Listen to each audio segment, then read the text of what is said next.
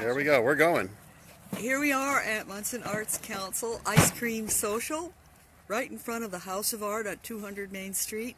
We have free ice cream donated by friendlies. We have 4 or 5 artists who are busily at work showing us what they do and how they do it.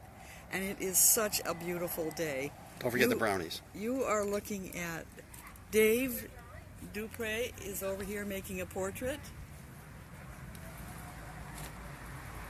Dave, who are you painting? This is Bernie Elise. So, do you have any questions for me? Ask him some questions. Ask me some questions.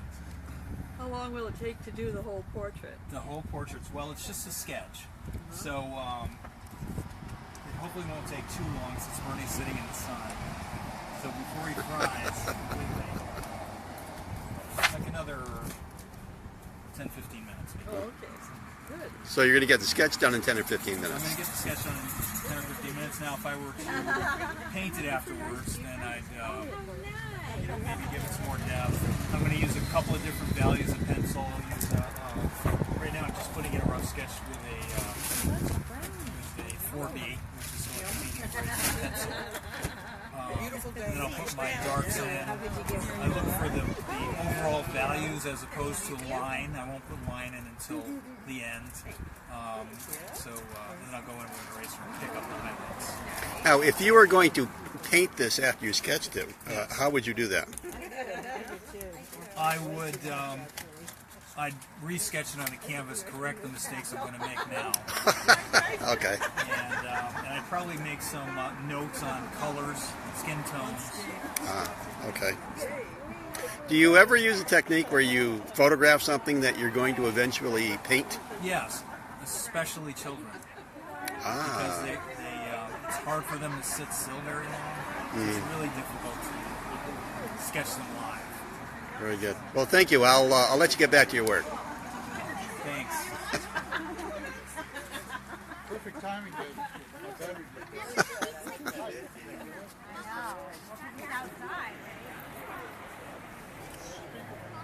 Matthew, do you mind if I ask you a question? Okay. Just to let you know, we are live streaming at the point.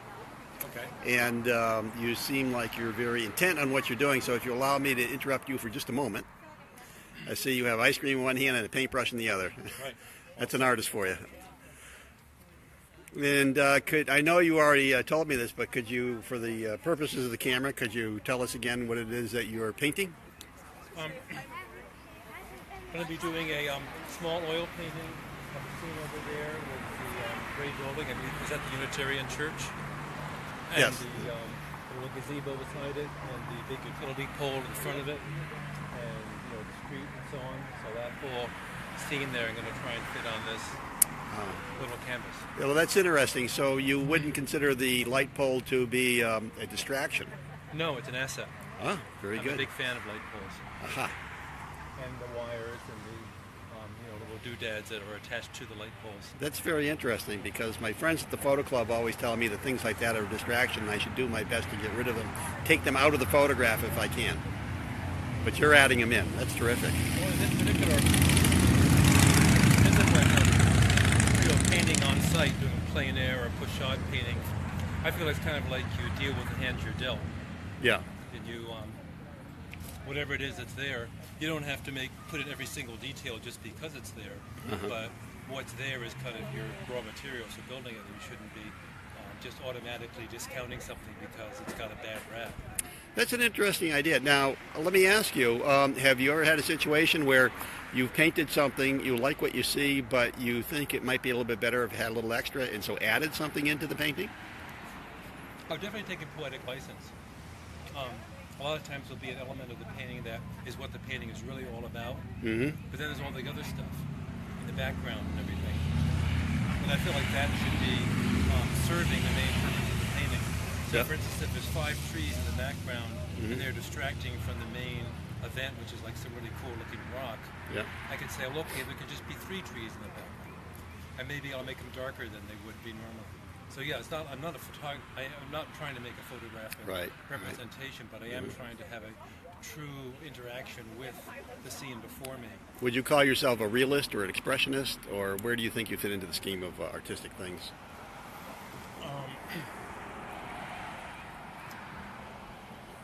I don't think I'm really an expressionist in the sense that it's usually meant like putting a lot of emotion into it. Yeah. There is emotion, Yeah. but it's more like a sort of internal, quiet response to the beauty or the atmosphere of the scene, rather than like, I'm full of angst, I'm going to tell you all about it. Kind of expressionism. All right, I'm going to put you on the spot here.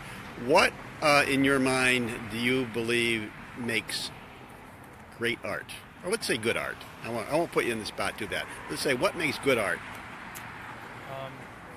It is hard to put into words. Like when it really works, Yeah. you're just like, oh, I gotta have more of this. Right? Yeah. And you can't say exactly what it is. But if you have something that affects you like that, it is possible to do some deconstruction of it and say, well, the way that it's composed, the colors that were chosen, were all just exactly the right shapes and the right colors to say this particular thing. Mm-hmm. So I wouldn't say there is a formula for doing it, but I am in favor of having tools and kind of heuristics or algorithms almost, for, like I usually always set up a painting doing the certain things in a certain order, and I use tools to measure and to make judgments about balanced compositions and so on. So there's a lot of kind of left brain stuff that goes into it, but all of that is just kind of setting the stage for this other thing that you can never quite put your finger on, but that's Sure. what it's all about. Sure. Yeah. Well, thank you. Thank you. I'm going to let you get back to work now. Okay. Thank you.